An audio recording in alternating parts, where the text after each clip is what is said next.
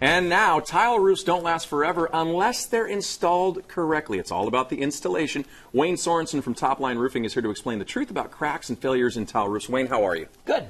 Good to have you, my man. It's great to have you here today. All right. And not new to the world of roofing, of course. In fact, a premier expert, but new to the show and to the Approved Home Pros, which I love.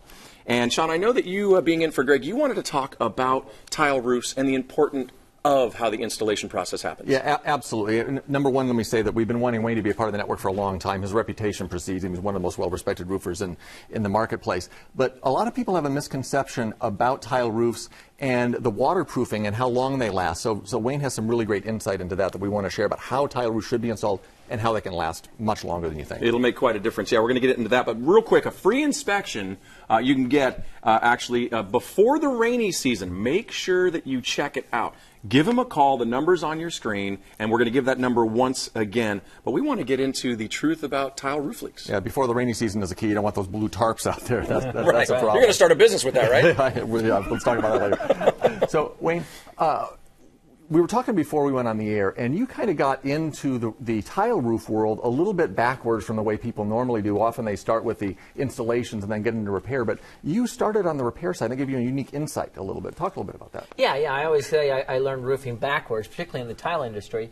25 years ago, when we first started as a company, what we did is primarily repairs on wood roofs.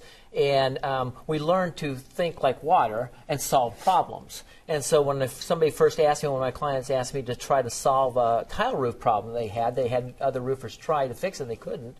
I remember going out there and tearing it apart and looking at it and thinking, these guys don't know what they're doing, because it made no sense intellectually. So from there, we started doing a lot more repairs on tile roofs. And so now, for a number of years, we've been installing roofs. We've learned to install them how they don't leak, not just to look pretty. Well, let's jump into that, because what you were telling us is the key, and it makes a lot of sense, that historically the tiles themselves were the waterproofing, and the underlayment was added later as a backup, but it's kind of changed over the years with the way that people think about that. Talk a little bit about that. Yeah, what we find out in the industry, this is a concrete interlocking tile. When these tiles first entered the market in the 60s, they were actually specified to be put over with no underlayment over open space sheeting.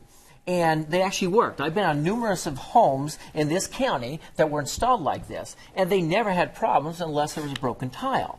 So they worked, but what the industry decided, eventually, you needed a backup. So if a broken tile happens, you got water pouring in the house, there's no protection. So they decided, okay, let's put it on solid sheeting, and let's use underlayment. But what happened then in the late, underlayment like this, yes, on down there, and then what they found in the late 60s, 70s, or 80s, they started using the underlayment, doing a good solid underlayment, and then they figured that protects me, so I'll just slap the tile on, and who cares how we do it, as long as it looks good from the street, and I'm not going to have problems for 10 years, nobody cares. Now, I know that you have talked about TRI, part of that group. Talk about that. Yeah, that's the Tile Roof Institute.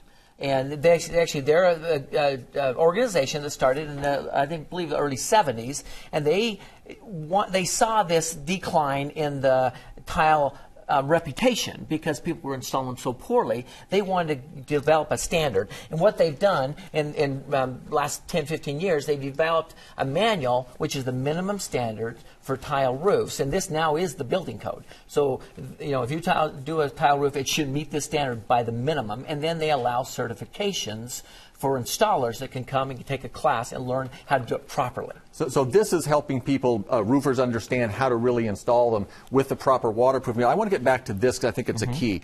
Is that what you're saying is that a properly installed tile roof should provide the waterproofing with the tile, with the underlayment being the backup. But what's happened is that these are not installed correctly by some roofers, and this, what should be a backup, is becoming the primary waterproofing. Yeah, absolutely. That's the key to understand. So that's what's happened, is that in a lot of these homes, they use the underlayment as the primary waterproofing. The tiles are just laid up, water pours underneath, and you have a problem. Okay, so what happens is, are they pulled apart or just not laid in correctly? Is that one of the issues that you see? Well, they don't do the flashing. These are metal flashing. The flashing is any transitional material. The matte flashings aren't done right. They lay the tiles up wrong. They do various things improperly. All right, now we're going to get to the fan question in just a second, but I have to ask this question. What's the longest tile roof that you know of in San Diego?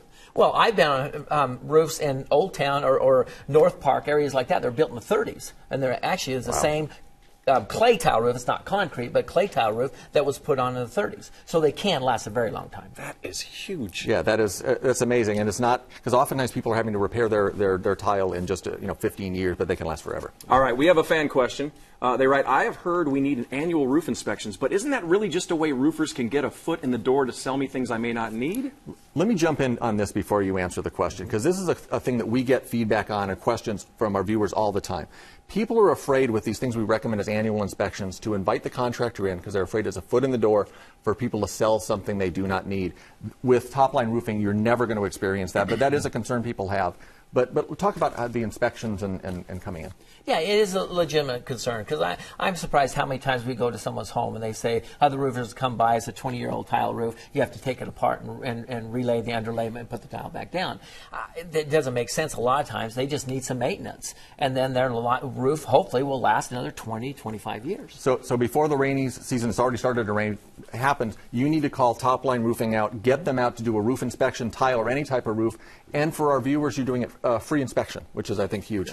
Yes, and again, keywords before the rainy season. And again, just to be clear, it's for any type of roof, but they are the tile experts. So make sure you do that. Top Line Roofing. Thanks, Wayne, so much. Thanks, Pete. Wonderful to have you on. Okay, thank you. And now